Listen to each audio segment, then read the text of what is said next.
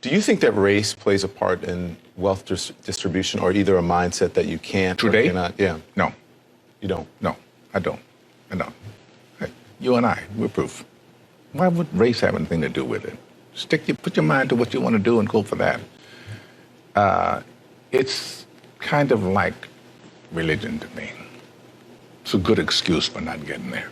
Where are we in the United States of America in race relations and what you see from day to day in your life?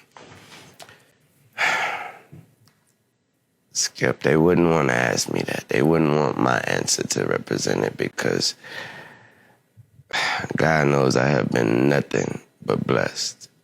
My whole path, these 33 years have been nothing but a blessing. I have never, never is a strong word, I've never dealt with racism, and I'm glad I didn't have to. There is a class of colored people who make a business of keeping the troubles, the wrongs, and the hardships of the Negro race before the public. Some of these people do not want the Negro to lose his grievances because they do not want to lose their jobs.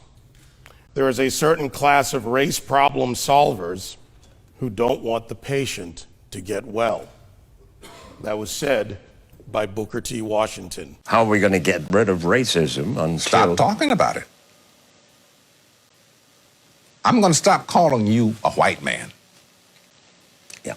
And I'm going to ask you to stop calling me a black man. You know, it's frustrating to me that people take race and they make it personal. You know what I mean? Like we're at a loss in this generation. If you look at it in the 80s, Archie Bunker was a stark racist. Stark. If you don't know who Archie Bunker is, look him up. All in the Family, great show. You heard him. The Jeffersons, stark racist. Fred Sanford, stark racist. But you know what black people and white people did? They laughed.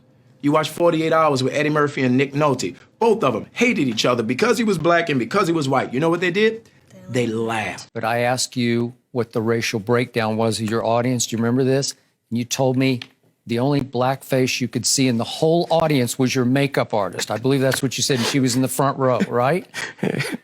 A lot of white kids love rap. Yes. Explain that. What does that say to you? What's the message of it? What's the bigger picture of it?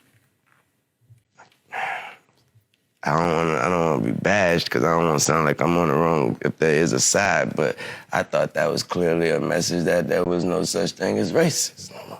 That's what I thought that was. You know, I said, and it's probably get me in trouble, but I said to some of my colleagues recently, so I know that it's an issue, but it seems like every single day on television I'm talking about race, and it's because of the news cycle, it's in the news, but sometimes I get so tired of talking about it, I want to just go, this is over, can we move on? And if you talk about it, it exists. Right.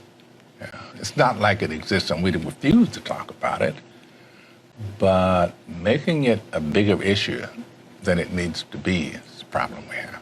And right now, we are in a society where we can't have a conversation because no one's willing to listen. People are just shouting. People are just Whatever they shouting. think. People are walking down the street, hashtagging everything, but no one's listening. Using wrong examples to present an argument leads us nowhere forward.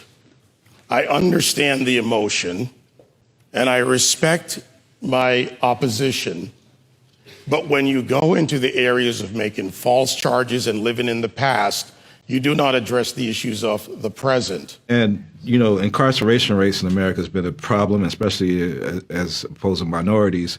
And Roman delves into the issues around the legal system. Do you think we've made any headway in the I legal think it's more important to make headway in our own house.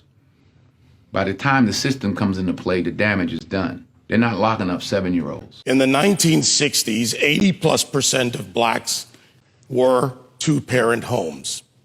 Today, that is reversed completely the other way. The number one problem domestically facing this country is a breakdown of the family. And President Obama said it. I didn't. A black kid, or a kid, not just a black kid, a kid raised without a dad is 5 times more likely to be poor and commit crimes, 9 times more likely to drop out of school, and 20 times more likely to end up in jail. So you're far more likely to end up in jail without having a dad than you are because of a white racist cop. Prime example, I got pulled over by the police, come over to my window, flash his light in my face, hand on my pistol. I can handle that 2 ways. I can start yelling and screaming and tell him he a racist and he don't know me. You doing this wrong. Or I can say, yes, officer, no, officer, or we done, officer. And both of them are going to have drastically different outcomes. Half the homicides in this country are committed by and against black people. Last year, there were 14,000 homicides, not talking about suicides, I'm talking about homicides. Half of them were black, 96% of them black on black of that 7,000. Where's the Black Lives Matter people on that? Black History Month, you find? Ridiculous. Why? You're going to relegate my history to a month? Oh, come on. What do you do with yours? Which month is White History Month? No, well, come on, tell me. Well, I'm Jewish. Okay, which month is Jewish History Month? There isn't one. Oh, why not? Yeah. Do you want one? No. I don't either. I don't want a Black History Month. Black history is American history.